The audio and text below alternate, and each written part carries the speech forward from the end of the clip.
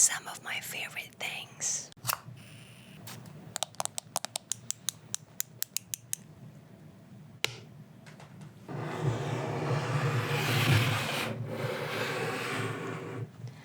So I'm gonna start with my favorite candle of all time. So mind this, I'm a candle girl, meaning I light candles everywhere I go. So this is called Champagne Toast. It says bubbly champagne, bright berries, juicy tangerine.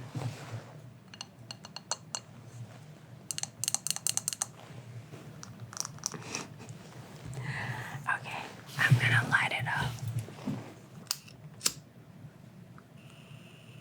Oh, you can even hear it burning.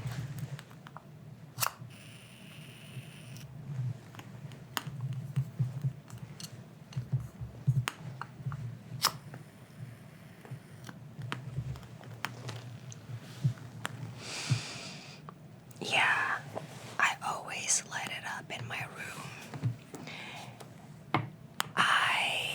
Whenever I host any guest in my apartment, I always try to set up the mood for them so that it's like a vibe, and this is like, I think I probably have 5 of these in my dining room. 5 candles. So yeah. It's White Barn Champagne Toast. There you go. I am from this amazing city called Jakarta, Indonesia. We have so many different instruments, culture, diversity is kind of like a part of my life. We have people with like the most pale skin in the west area to like the darkest skin tone in the east, more like the eastern area of Indonesia. So that's the reason why if you see my tattoo over here,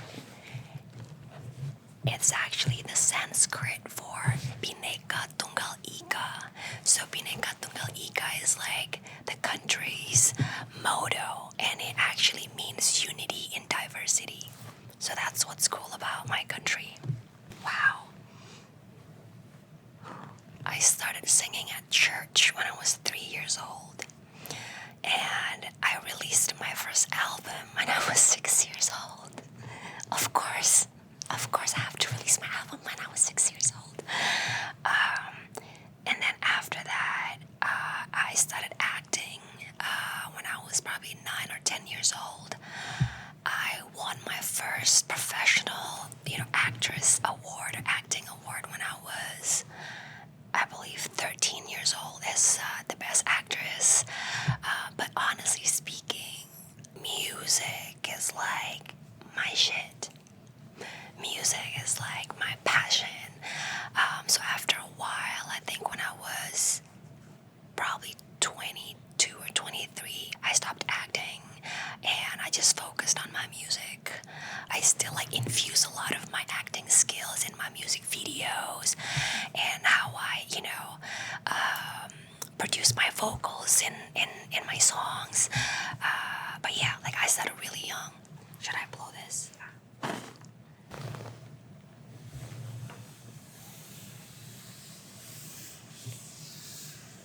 So, the reason why I chose this perfume is because there is an interesting story behind it.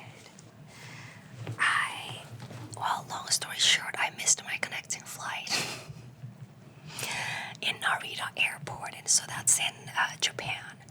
I think there was a language barrier or something like that. I went to the information desk.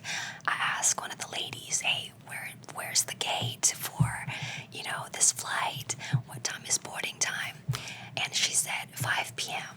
So obviously I'm chilling at the lounge, and then at 5 I went to the gate, and nobody was there. And so I asked, "Excuse me, the flight to LA, where's the gate?" "Here, but the plane just left." And I'm like, "Wait, no, the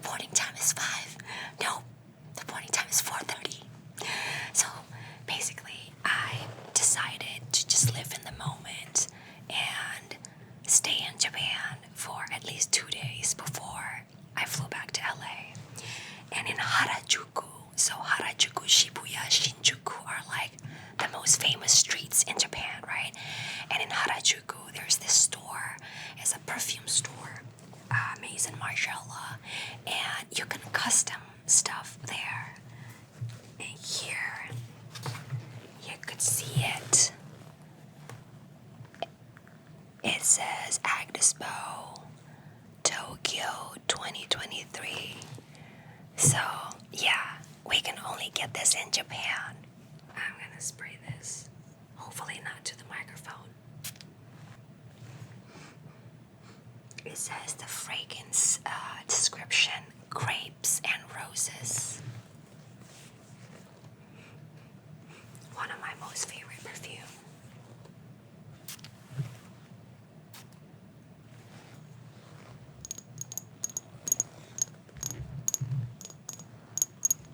Yes. Yep. It actually called On a Date with Agnez Mo, which is what you're doing right now. I think all of my favorite songs came from when I was in the studio without the pressure of trying to make a hit. Overdose is just like, it's a very personal song, and I think the way that it came about was also very interesting because we just decided on recording a lot of songs and wrote a lot of songs in the span of 3 to 4 weeks in the studio. When we were recording, we didn't even know that we were gonna put out an album or like a single or any song at all. We were just there in the moment, and I think that's the beauty of being an artist. Once you take off the pressure of trying to be perfect or like trying to write something for the sake of an album release, I think you can just be in the moment and be an artist. So like Overdose is one of those, one of the products of us just being in the moment and trying to create whatever we wanted to create.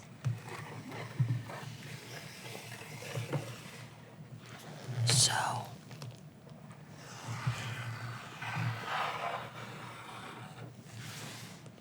if I could choose only one item for my makeup, it definitely would be my blush. And this is my favorite blush.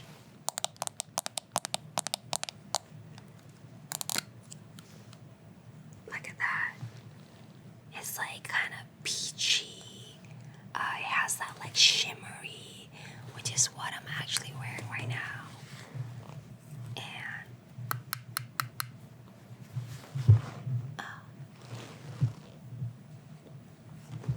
I always like to kind of make a little like sunburn effect. But yeah, this is my most favorite item.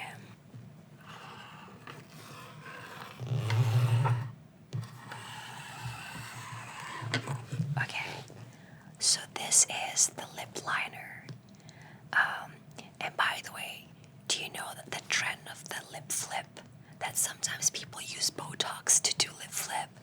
So I try to imitate the lip flip by using this. The next one is the lip. I don't know if this is like a lipstick. It's a very pigmented, tinted lip gloss. So yeah, it's Blush Glow. Oh, there you go, Blush Glow.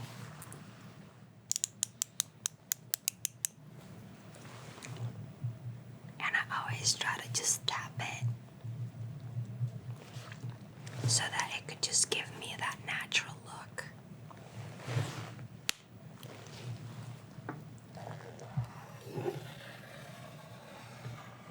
If I want a little bit more pinkish tone, then this is my favorite Fenty Beauty Heat in Fuzzy Heat. I almost almost misread that.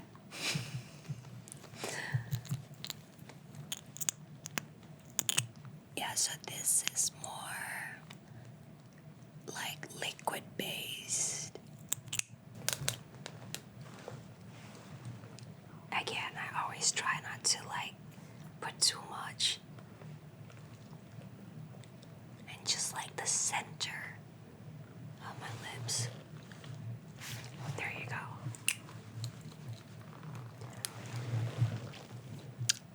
So yeah. These are my favorite things.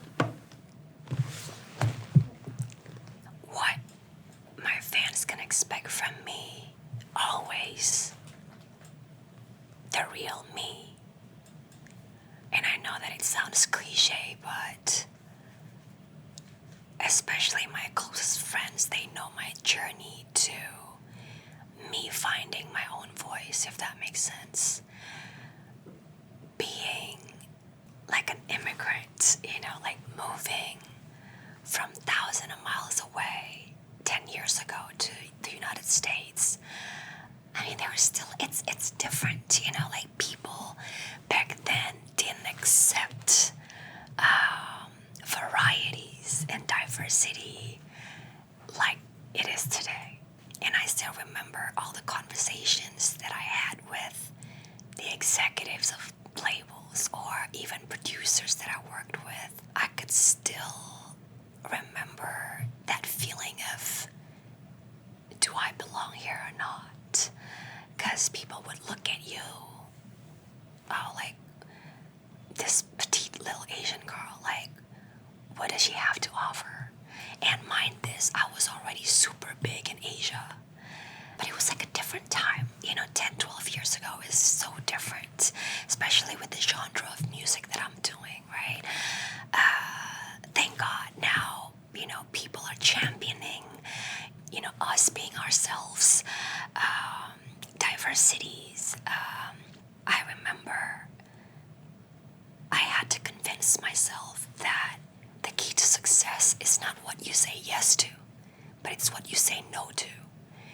And it's very important because sometimes when you're pressured in an environment that at first you don't even feel like you belong there, you could be pressured to compromising a lot of things.